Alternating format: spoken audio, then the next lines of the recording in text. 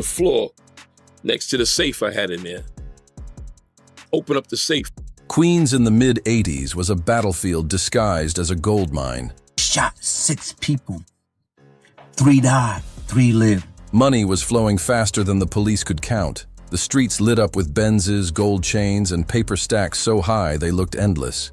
Man's gonna sit up there 112 years to life. Was it worth it? But behind all that shine was one man who made every hustler in Harlem and Queens sleep with one eye open. RonDu. His government name is Henry Bolden, but they call him RonDu because he had knowledge of self too. Unlike the kingpins who built empires, RonDu wasn't stacking bricks of cash. His man come out the room and put the gun to my forehead, and I watched him pull the trigger. And my spirit left the body, bro. He was tearing them down, brick by brick, with blood still on his hands. This was the man bold enough to rob Harlem's golden boy, Azie Faison, and crazy enough to step on the toes of Queens's untouchable kingpin, Lorenzo Fat Cat Nichols. He gave me some work. I took it to the streets.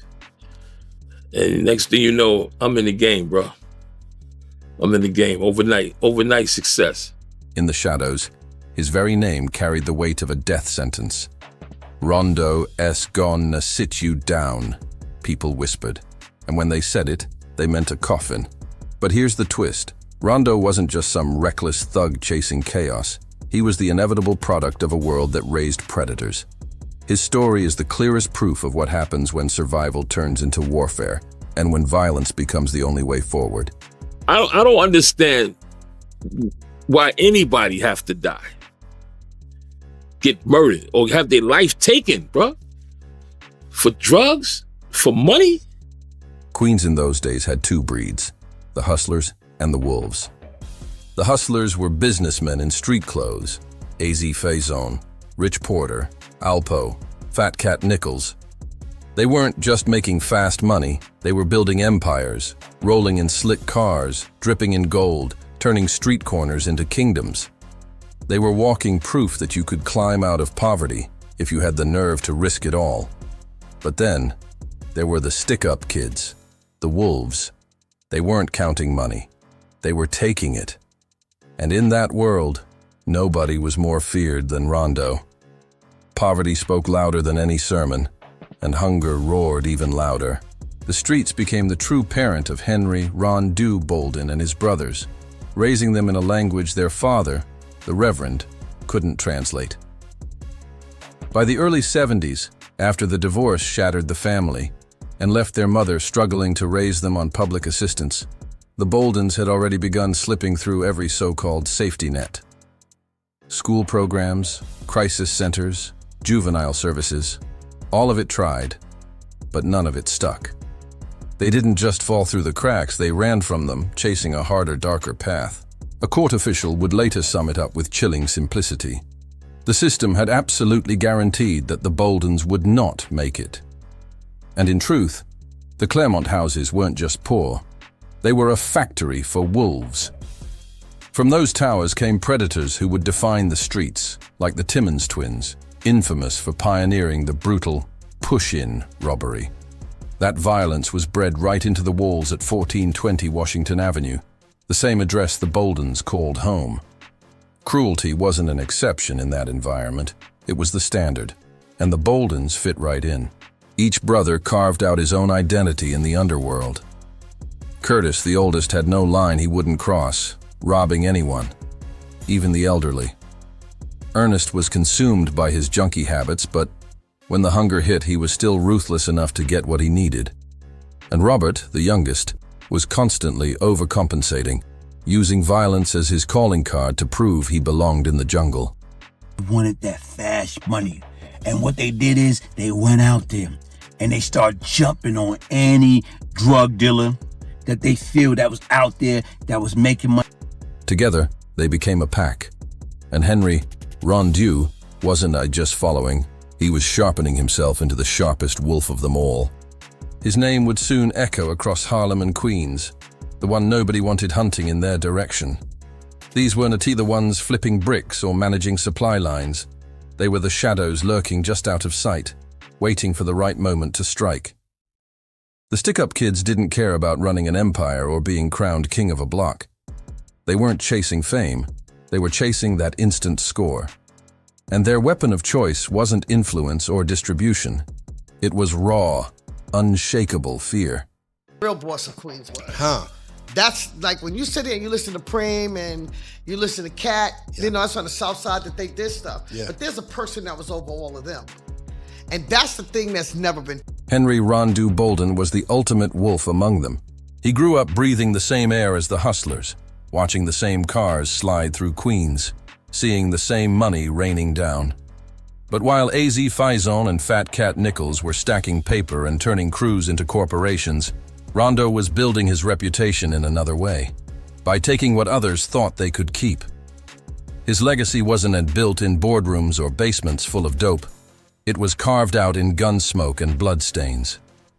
RonDu represented the other side of the game, the side that whispered a cold reminder into every hustler's ear.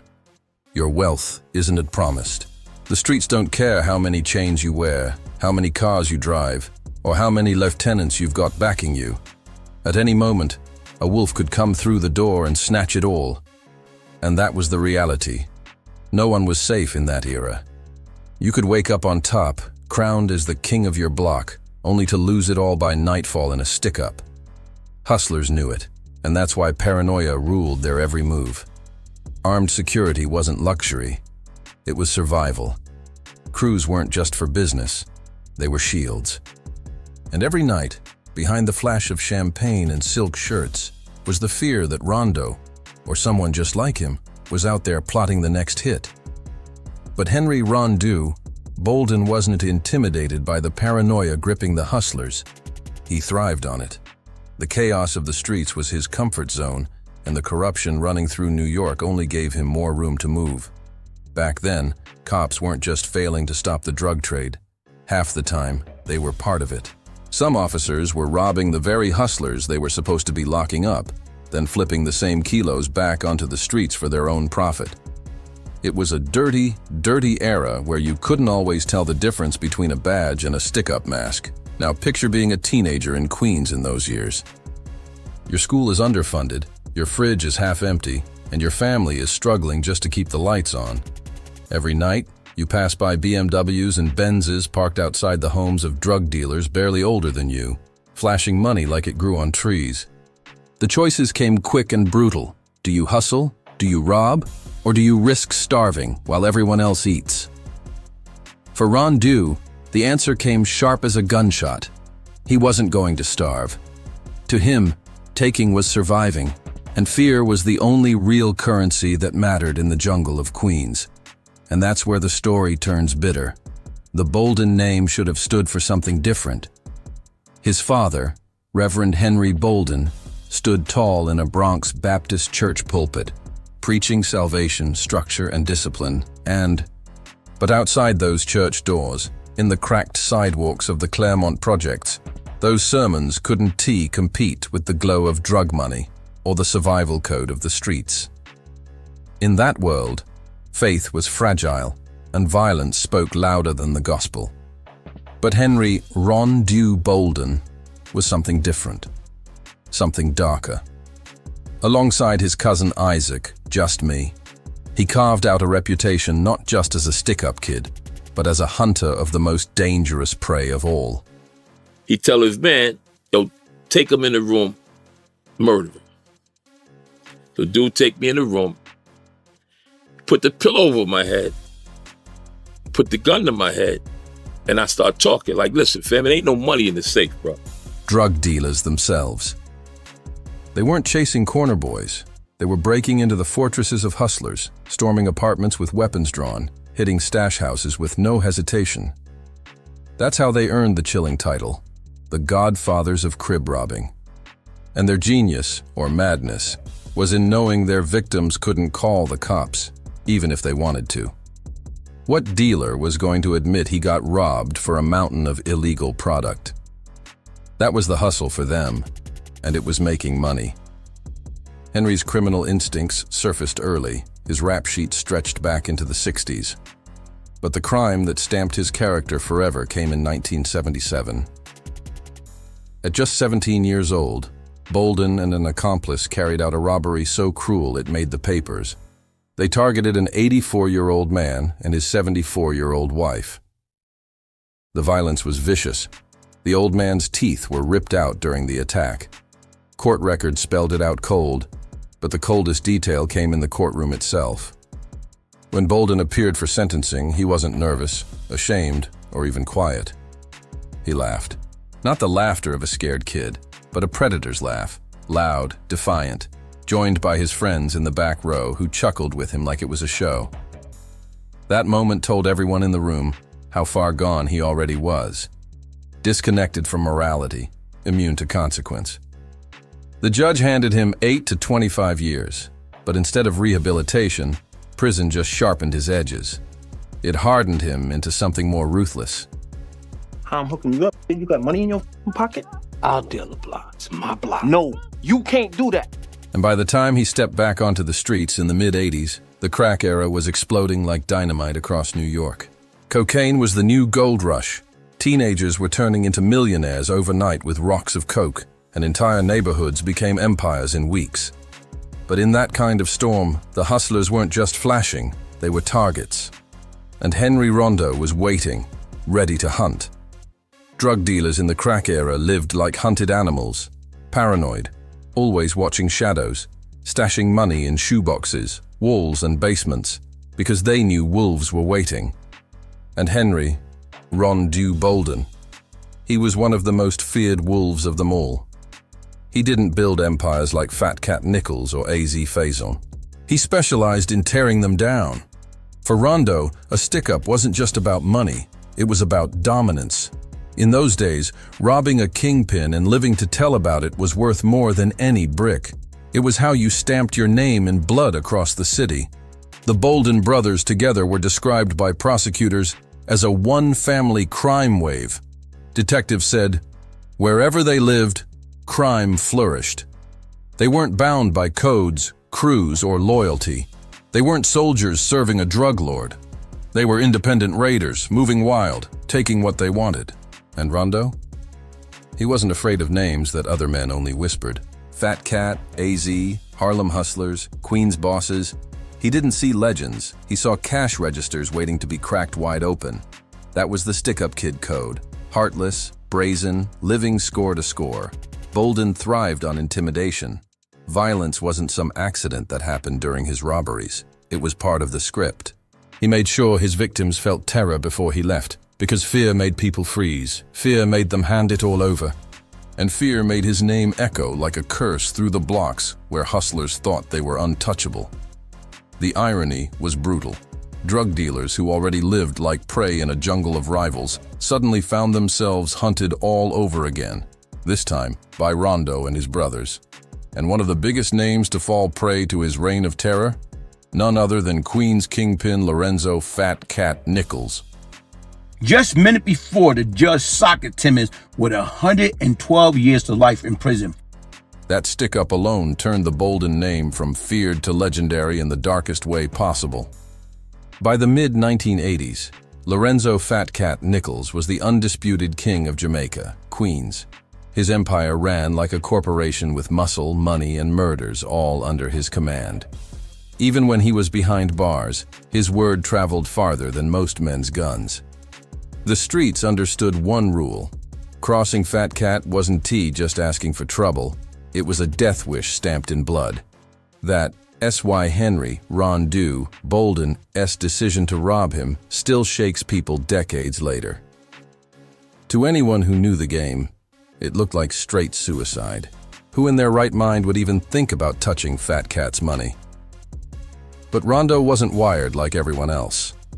He didn't care about empires, retirement, or building a dynasty. His entire hustle was quick hits, brutal stick-ups, and living right on the edge of the moment, no matter how dangerous it got. And through his family ties, he stumbled into the unthinkable opportunity. The opening came through Fat Cat's girlfriend, Lennon, a woman trusted with holding hundreds of thousands in cash at a time. To the streets, that role wasn't just about money, it was a badge of ultimate confidence. If Fat Cat trusted you, nobody dared cross you. That stash should have been untouchable, wrapped in layers of fear and loyalty. But betrayal is a poison that eats from the inside, and this one came from RonDu's own blood.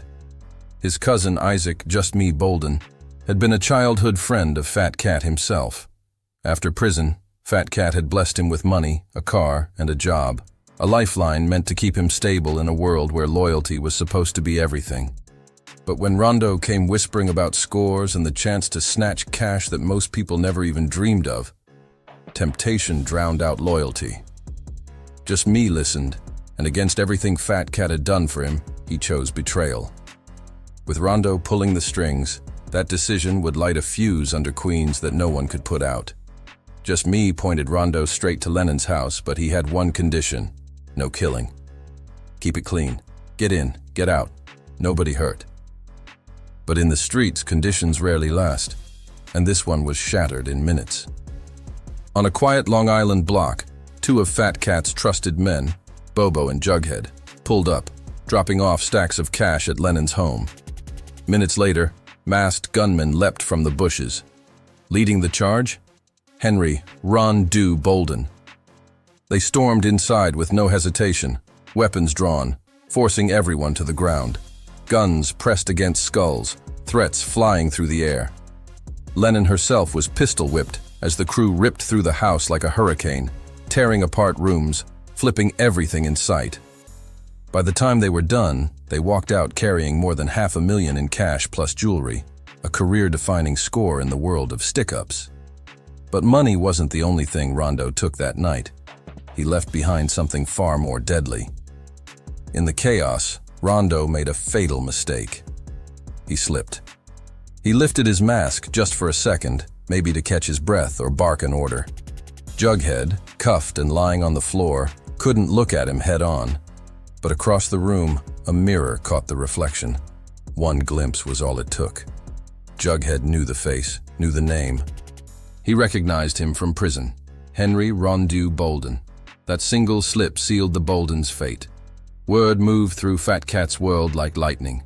There was no pause, no second chances, no, let's figure this out. Even behind bars, Fat Cat's voice was law. He called for blood, and when he tapped the Supreme Team, Queens' most notorious crew, to deliver retaliation, everyone knew what was coming next. Their leader, Gerald "Prince" Miller, wasted no time. With soldiers on standby and even corrupt parole employees in his pocket, Fat Cat's reach stretched farther than ever, and now it was aiming straight at the Boldens. The Supreme Team moved fast, cold and surgical. 2 insiders, 1 a parole officer. The consequences hit with no warning. On August 7th, 1987, Isaac "Just Me" Bolden was standing casually beside his brown Cadillac outside his mother's house in Jamaica, Queens. The quiet didn't last long. A car rolled up, windows down, and the air exploded with gunfire. 4 bullets ripped through him before his body hit the pavement. He was rushed to Jamaica Hospital, but he never made it. For Fat Cat, the message was clear. Blood had been paid, at least halfway. 1 traitor down, 1 left breathing. Henry "RonDu" was next on the list. They tracked him to the Bronx, ambushing his address, but somehow, by luck or instinct, he slipped through the net. Still, he wasn't untouched.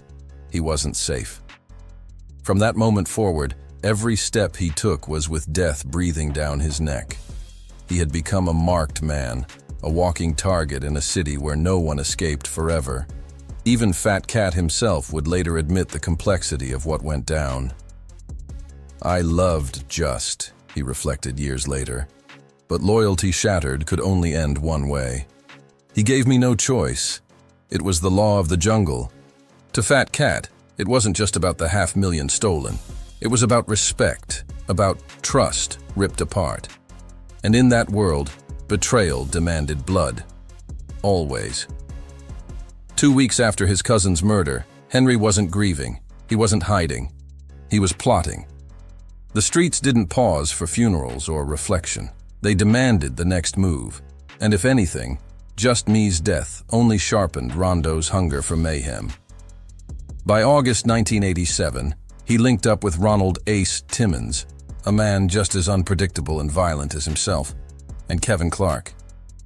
Together, they would ignite a new wave of chaos, proving the Bolden name wasn't done just yet.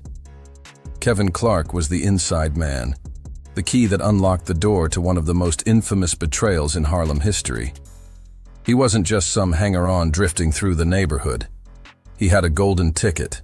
Clark was dating Azie Faison's sister, which meant access, trust, and knowledge of where the money flowed. Azie had looked out for him like family, setting him up with a block to hustle on, giving him a car, and even fronting him $15,000 to get started. For most hustlers, that was the dream come true. But for Clark, it wasn't enough. Instead of loyalty, he saw limits. In Azie's own words years later, Clark must have been thinking, damn, if he set me up like this, how much he really got. That greed, mixed with RonDu's hunger, turned into a plan that would change everything. The setup was simple but deadly. Hit Azie's stash spot in the Bronx, an apartment belonging to his aunt, grab the drugs and cash, and walk out richer than ever before. On the day of the robbery, the timing seemed perfect. Azie was uptown playing ball in a $5,000 money game. By the time he wrapped up, sweaty and satisfied, he decided to swing by his aunt's place to scoop a half kilo from the safe. What he didn't know was that upstairs, masked gunmen had already taken position. Henry RonDu, Ace Timmons, and Kevin Clark were locked, loaded, and waiting. The setup was tight. Guns out, masks on, commands flying through the apartment. The robbers barked orders, forcing Azie face down on the floor. At first, it looked like a clean stick-up. Grab the drugs, grab the cash, and leave. But then came the fatal mistake. While pressed against the carpet, Azie caught something in one of the gunman's movements. Something too familiar. A voice, a gesture, something that cracked through the disguise. And in that instant, he realized the unthinkable truth. Betrayal wasn't coming from the streets. It was coming from someone he trusted inside his own circle. "Kev, what you doing, man?" Those were Azie's words from the floor, and they froze the whole room. In that instant, the mask came off, literally and figuratively. Kevin Clark ripped his mask away in panic, exposing himself. And with that single mistake, the robbery shifted gears, from a stick-up to a massacre. Clark snapped. Rage took over. He screamed to the others, "You said my name! Kill everyone in this apartment!" The wolves unleashed hell. Gunfire erupted, echoing through the Bronx apartment like a war zone. 25 bullets tore through the living room and bedrooms. People dropped where they stood. No time to scream, no time to beg. Azie's aunt, 50-year-old Myra Enoch, was gunned down instantly. Family friend Joan Blue, just 44, never made it out alive. Charles Parker, only 23, was executed in the chaos. Michael Lamar caught 5 bullets and barely clung to life. A 13-year-old girl, Lynette Bell, was shot twice in the head, yet by some miracle she survived. And Azie? He took 9 bullets, 2 to the head, 1 in the neck, 1 in the shoulder. His leg shattered. His body was torn apart, but somehow he kept breathing. The aftermath was carnage. Neighbors heard the shots and flooded the block in panic. Paramedics stormed in, hauling out Azie's bullet-ridden body, barely clinging to life. To this day, when Azie recounts that night, his voice carries no outrage, no shock, just resignation. As if he always knew betrayal was the cost of playing the game at that level. And the cruelest twist? After all that bloodshed, the so-called jackpot was nothing but scraps. 5 or 6 grand in cash, a $15,000 chain, no bricks, no vault of money. The wolves expected a fortune, but left with pocket change. The massacre wasn't just senseless, it was sloppy. The shockwave that followed wasn't about the take. It was about the brutality, the betrayal, and the message it sent across Harlem and Queens, that even the brightest stars could be betrayed by those closest to them. This wasn't just about money. It was about who they robbed. Azie wasn't some small-time hustler. He was Harlem royalty. He was tied directly to Rich Porter and connected to a whole network of heavy hitters who moved weight and had serious muscle behind them. To rob him, to leave him bleeding on the floor, wasn't just reckless. It was a declaration of war. Harlem had seen paranoia before, but this was betrayal carved deep into family ties, a sister's boyfriend turning wolf. The whole setup cut to the bone. Armed men storming into the home of one of Harlem's top wholesalers, leaving bodies scattered across the floor. It was something nobody could just brush off. Word spread like wildfire. The robbery was whispered in barbershops, dissected in corner conversations, and retold in jail cells like scripture. It became the stick-up heard around Harlem, a moment that changed the way hustlers looked at loyalty, safety, and even family. Years later, the echoes of that night made it onto the big screen. When Paid in Full dropped in 2002, audiences knew it was dramatizing Harlem's golden era, the rise and fall of Azie Faison, Rich Porter, and Alpo Martinez. But beneath the glossy movie script was a darker truth. The film drew from the wider pool of New York's blood-soaked street legends, stitching together real events into composite characters. And tucked in that fabric was the ghost of Henry RonDu Bolden. He didn't get his name in the credits, but his fingerprints were there.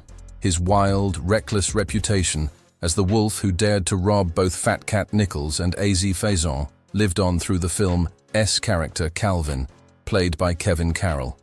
A character written as treacherous, unpredictable, and ruthless, mirroring RonDu's real-life legend. For those who knew the history, it wasn't fiction. It was Harlem paying quiet tribute to one of the most feared stick-up kids of the crack era. Calvin in Paid in Full wasn't a kingpin, a shot caller, or a visionary. He was the neighborhood stick-up man, the one who lurked in the shadows until it was time to strike, violent and unpredictable. He wasn't on Ace, Mitch, or Rico's level, but he served as a reminder. Predators always circled the drug game, feeding off the risks others took. For those who really knew the streets, and especially those who knew Henry RonDu Bolden's story, Calvin E.'s character felt less like fiction and more like a mirror. In the film, Calvin tries to muscle into Ace's success. He doesn't care about building an empire or forming alliances. His whole mentality is smash and grab, the quick score, the fast hustle, the shortcut. That was RonDu to the core. He wasn't cut from the hustler cloth like AZ or Rich Porter, men who at least tried to frame themselves as businessmen. RonDu was different. He was the wolf who didn't build, he tore down. This was the guy who'd break into your aunt's apartment stash house, ski mask on, gun drawn, and walk away with everything you thought was untouchable. It didn't matter if the target was Fat Cat's money or AZ's cocaine. If RonDu saw a crack in the armor, he forced it wide open. That ruthless opportunism is exactly what made the Calvin role resonate with insiders. It was art, imitating the life of a man too wild for the script to name. And the parallels didn't end with stick-ups. The betrayal woven into Calvin's arc, using trust to get close, then flipping it for personal gain, echoed the Bolden family's real choices. RonDu didn't just prey on faceless marks. He turned on people who had lifted his cousin up, fed him, clothed him, even tried to give him stability. Fat Cat had given Isaac just me Bolden money, a car, a job after prison. AZ believed his Bronx stash spot was untouchable. Both men ended up violated because RonDu didn't honor unspoken rules. His code wasn't loyalty, it was survival at any cost. That's exactly what Calvin represented in Paid in Full. The one man you should never have trusted, but somehow let too close. What's fascinating is how the film chose to handle him. Calvin wasn't glorified like a kingpin. He wasn't shown with flashy cars or untouchable power. He was a reminder of how fragile the drug game really was. You could have the cars, the women, the money, the respect, but one desperate wolf with a gun could strip it all away in a single night. That was the reality of Henry RonDu Bolden's world. But here's where things get murky, the lines between history and Hollywood. Movies have a way of mythologizing, of twisting reality into legend. Calvin's name might not carry the same shine as Alpo, Mitch, or Ace, but for the people in Harlem and Queens who lived through the 80s, the DNA was clear. They saw RonDu in that character. They recognized the inspiration, even if the wider audience didn't. And over time, that blur between fact and fiction made it harder to separate truth from myth. Was Calvin purely RonDu? Was he stitched together from several stick-up kids who prowled Harlem in those years? Or was he simply a narrative tool that just so happened to echo Bolden's every move? In the world of New York street legends, the distinction almost doesn't matter. Perception carries as much weight as reality, and once people started connecting the dots, Calvin was based on RonDu. That became part of his mythology. And maybe that's fitting, because RonDu's life was always larger than fact. He left more scars than stories, and scars last longer. For a man like Henry Bolden, the myth almost became bigger than the truth itself, because in the end, he wasn't remembered for building anything lasting. He was remembered for tearing things down. And when Henry RonDu Bolden finally stood trial, the legend and the man came crashing together in a way that still echoes today. The courtroom wasn't just a place of judgment, it was a stage. By the time Henry RonDu Bolden's case came before Bronx Supreme Court Judge Lawrence Tonetti, the streets already knew what was coming. The man who robbed Harlem's golden boy and dared to cross Queens' kingpin wasn't a TT walking back outside. The only question was how heavy the hammer would fall, and when it came down, it crushed everything. 112 years to life, no parole, no second act. The judge's words sealed it.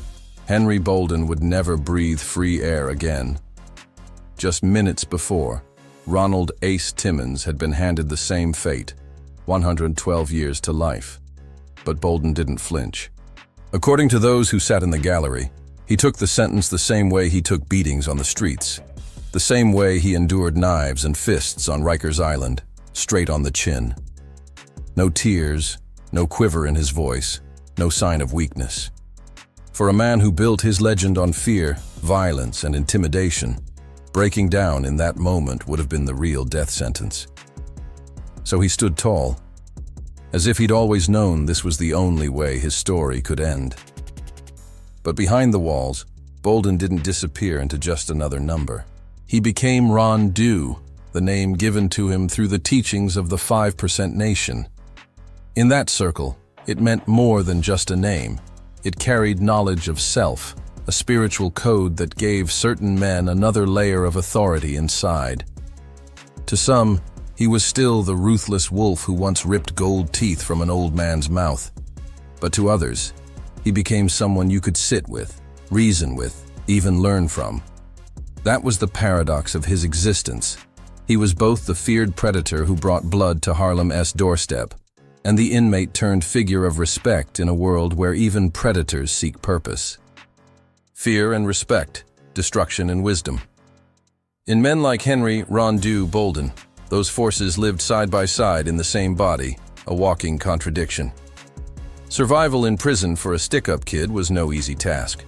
Hustlers who ran empires on the outside could buy protection, pay off guards, or lean on their crews already locked inside. But a stick-up kid, they had no such safety net.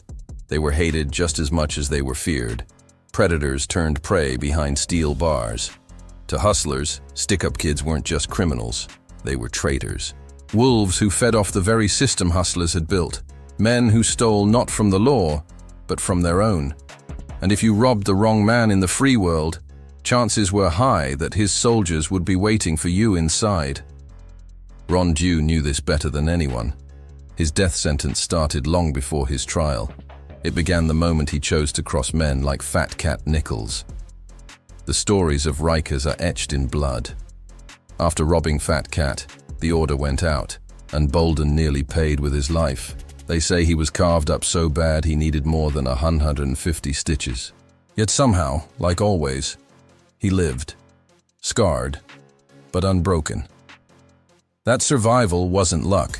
It was the same raw, violent energy that carried him through the streets. the same refusal to bow that made hustlers fear him in the first place.